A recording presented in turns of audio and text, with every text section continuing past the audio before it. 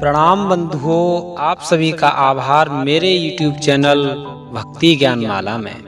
साथियों, आज बहुत ही सुंदर वीडियो लेकर हम आपके बीच आए हैं। इस वीडियो के द्वारा आप जानेंगे कि किस प्रकार चारों युगों में भी एक बार झगड़ा हुआ था, निर्णय किस मुकाम पर पहुंचा था और किसने फैसला किया और कौन बड़ा साबित हुआ। तो चलो देर नहीं करते, शुरू कर ही देते हैं वीडियो के लिए।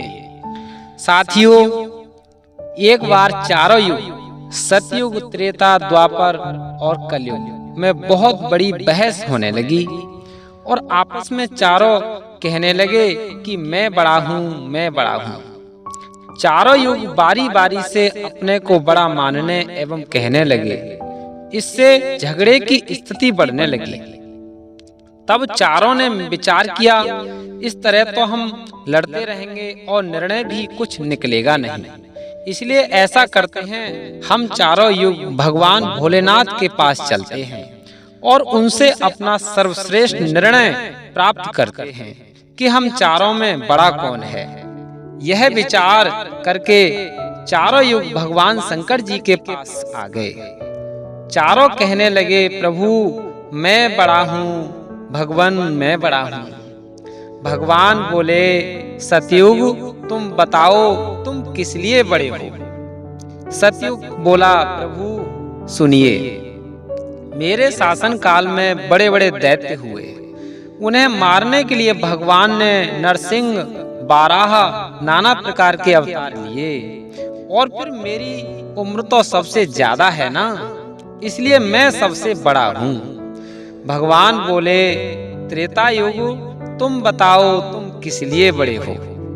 त्रेता युग ने कहा, प्रभु मेरे शासन काल में भी तो बड़े बड़े राक्षस हुए, रावण, कुंभकर्ण इत्यादि। उन्हें मारने के लिए भी तो भगवान रामचंद्र के रूप में अवतार लिए, अतः मैं सबसे बड़ा हूँ। भगवान बोले, द्वापर युग तुम भी बताओ तुम किस लिए बड़े हो।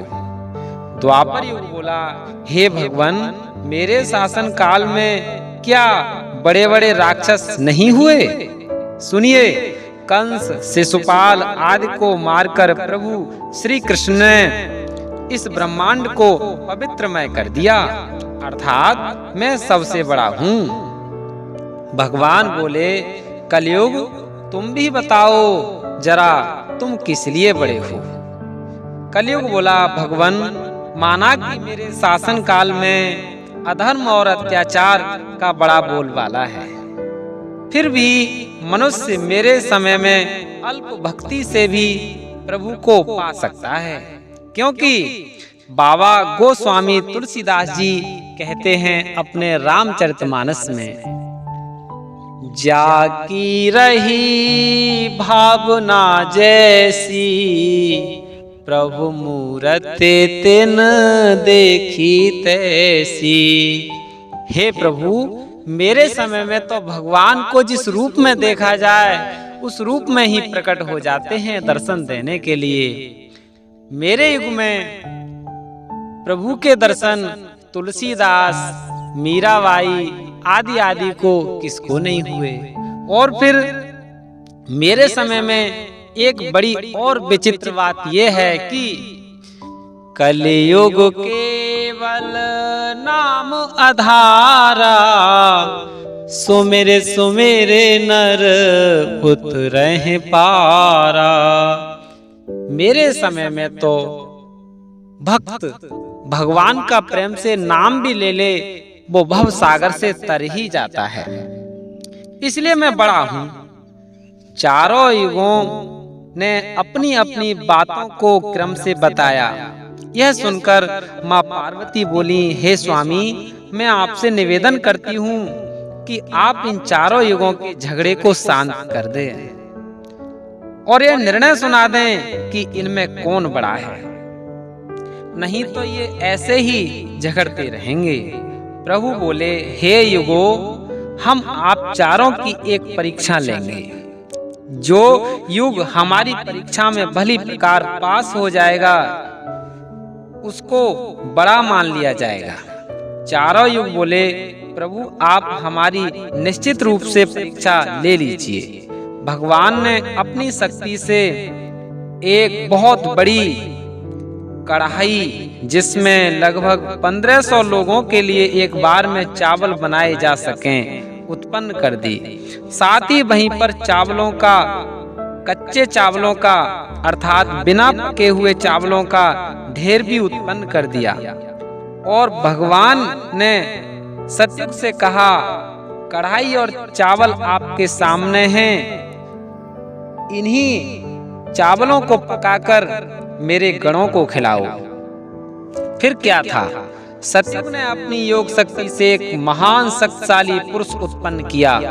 उस पुरुष ने तत्काल भट्टी बनाकर उस पर कढ़ाई रखकर, कढ़ाई में पानी डालकर और उसमें चावल डालकर ईंधन आदि का प्रबंध करते हुए चावल पका दिए और शिवजी के गणों को खिलाकर बोला, महाराज मेरा कार्य पूरा हुआ, मैं जाता हूँ। इसी तरह भगवान ने त्रेता युग से भी कहा कि आप भी मेरे इन गणों को भोजन कराएं। इसी तरह त्रेता युग ने भी अपने बल से एक महापुरुष बनाया और इसी तरह वह भी सबको भोजन करा के चला गया। भगवान ने द्वापर युग से भी इसी तरह कहा, उसने भी अपने बल से एक महान शक्तिशाली पुरुष बनाकर यह सब काम करा दिया। मित्रों, बात अब कलयुग की बारी की थी। सो भोलेनाथ बोले, कलयुग क्या तुम भी इसी तरह कर सकते हो जो आपके अन्य भाइयों ने किया? कलयुग बोला, प्रभु अवसर दीजिए। भोलेनाथ बोले, ठीक है, आप भी आजमा लीजिए अपना बल। कलयुग के कार्य करने की शैली बड़ी विचित्र थी। उसने भी अपनी शक्ति से एक महापुरुष को उत्पन्न किया, लेकिन उस महापुरुष ने तो अनोखा दृश्य ही प्रस्तुत कर डाला। उसने कढ़ाई को देखा कि बहुत भारी है, मुझसे उठ नहीं सकती, सो कढ़ाई के नीचे ही जमीन खोदकर भट्टी बना डाली। ईंधन आदि का प्रबंध कर कढ़ाई में चावल एवं पानी डालकर उन्हें पका डाला। पक जाने पर भगवान के 1500 गणों में से ही 4 गणों को बुलाकर सबको परोसकर एवं स्वयं खिलाकर बड़ी अच्छी व्यवस्था के अनुसार स्वयं भी भोजन पा लिया और चला गया। भगवान बोले, देखा आपने, कलयुग के महापुरुष ने जितनी अक्ल से काम लिया उतना किसी युग के महापुरुष ने नहीं किया। और फिर कलयुग में बुद्धिमान मनुष्य बहुत हो जाएगा। यह शक्ति से काम की अपेक्षा बुद्धि से काम करने लगेगा और कलयुग का समय मशीनी युग का समय भी होगा। इस युग में मशीनों का बहुत आविष्कार हो जाएगा जो बुद्धि से ही बनाई जाएंगी और उन्हें बुद्धि से ही चलाया जाएगा। अतः हम निर्णय कर देते हैं कि आप सब में कलयुग बड़ा है। चारों युग भोलेनाथ के निर्णय को स्वीकार कर अपने अपने धाम लौट गए। प्रिय साथियों, कैसा यह वीडियो? यदि आपको यह वीडियो पसंद आया हो तो आपसे निवेदन, मेरे YouTube चैनल भक्ति ज्ञान माला को जरूर सब्सक्राइब करें, वीडियो को लाइक करें और सुंदर सुंदर कमेंट करें। अगली इसी तरह की ज्ञानवर्धक वीडियो लेकर हम पुनः उपस्थित हो जाएंगे। प्रणाम बंधु।